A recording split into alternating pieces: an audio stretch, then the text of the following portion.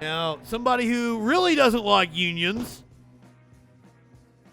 is a man by the name of Elon Musk.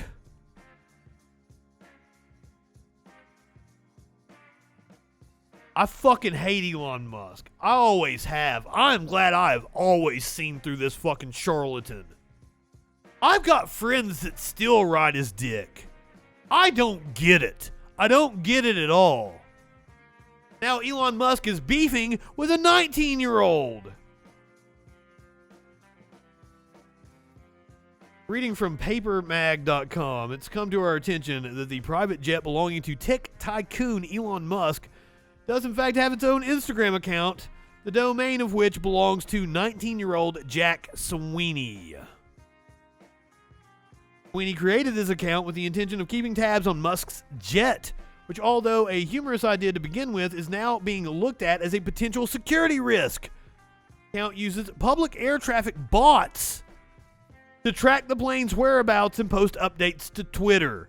In an attempt to avoid any stalkers or other probable media accounts, last fall, Musk offered Sweeney $5,000 to take his account, Elon Jet, offline, to which Sweeney countered his own offer of exactly one Model 3 Tesla, a Tesla internship, or upwards of 50 grand.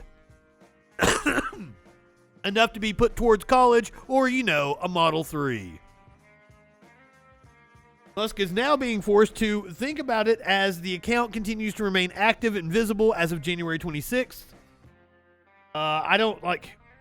It's not showing up on this site. I don't know if that means it's not there anymore.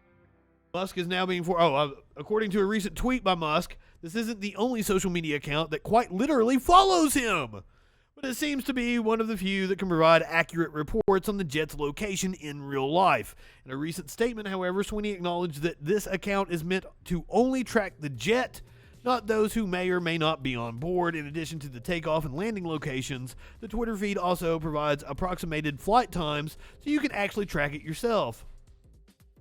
Besides a typically busy college freshman work schedule, Sweeney maintains an additional 14 flight tracking accounts, according to Protocol News, but at 83,000 followers, Elon Jet remains the most popular. Elon doesn't want to be tracked everywhere he goes, but he wants to implant that technology in your fucking head. Have you heard about Neuralink? Experts are ringing alarms about Elon Musk's brain implants. The dystopian television show Black Mirror has begun to feel less like fantasy as Elon Musk's brain implant startup Neuralink gears up for human trials. Soon, the coin-shaped devices could allow patients to operate computers using only their thoughts. But in spite of the never-ending momentum for the world's richest man, scientists are worried about the company's oversight, the potential impact on trial participants, and whether society has meaningfully grappled with the stakes of fusing big tech with human brains. I don't think there is sufficient public discourse on what the big picture implications of this kind of technology becoming available are. This is according to Dr. Carola Krittenmeier, assistant professor of medical history and bioethics at the University of Wisconsin-Madison.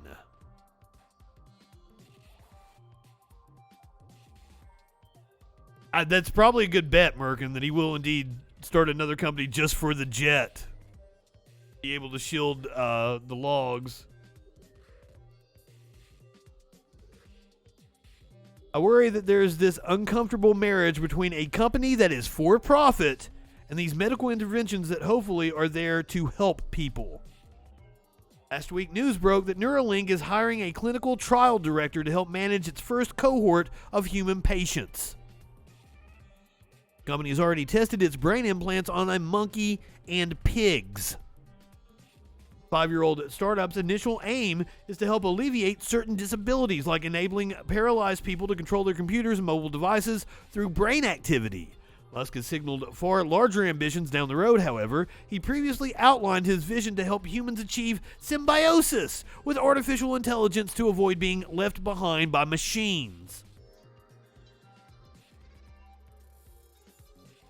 Well, that's another, okay, the fucking, how bad the Tesla auto drive is, seriously. But that's another thing that they're worried that he's going to use data from this for other endeavors like Tesla.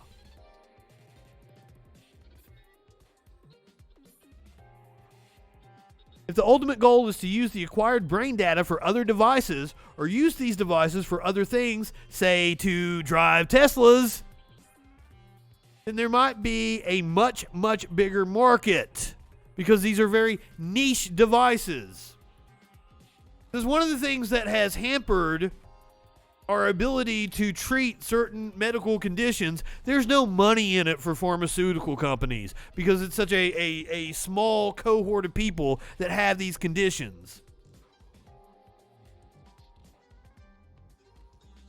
In interviews with the Daily Beast, a number of scientists and academics expressed cautious hope that Neuralink will responsibly deliver a new therapy for patients, though each also outlined significant moral quandaries that Musk and company have yet to fully address. Say, for instance, a clinical trial participant changes their mind and wants out of the study, or develops undesirable complications. What I've seen in the field is we're really good at implanting the devices, according to Dr. Laura Cabrera, who researches neuroethics at Penn State, but if something goes wrong, we really don't have the technology to explant them and remove them safely without inflicting damage to the brain.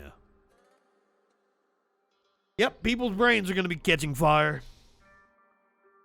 There are also concerns about the rigor of the scrutiny from the board that will oversee Neuralink's trials. What happens if Neuralink goes bankrupt after patients already have devices in their brains? Who gets to control users' brain activity data?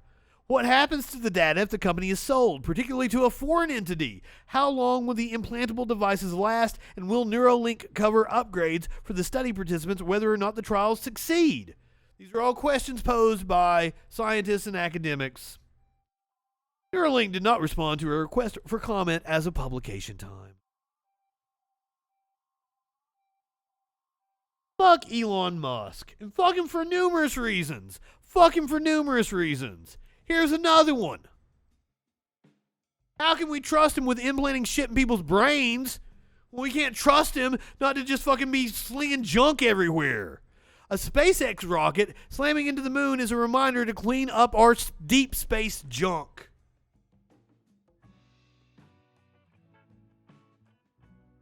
For the last 7 years, a leftover piece of an old SpaceX Falcon 9 rocket has been circling the Earth on a very wide orbit, having a pretty unremarkable time.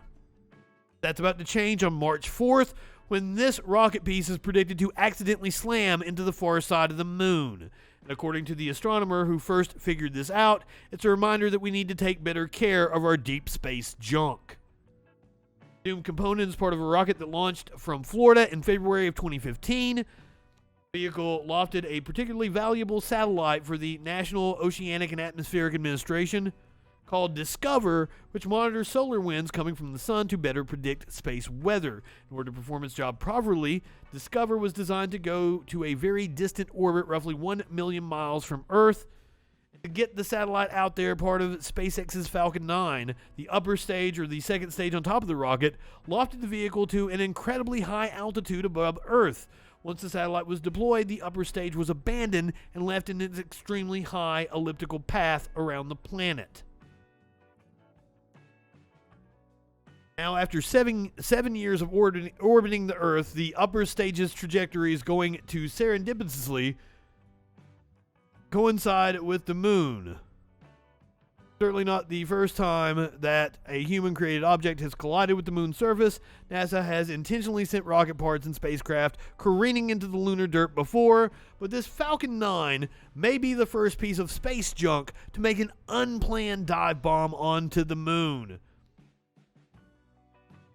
While this won't cause any problems for our planetary satellite, the incident does serve as a reminder to the space community that we may want to come up with better ways for disposing our space trash, even the pieces that travel far out into deep space.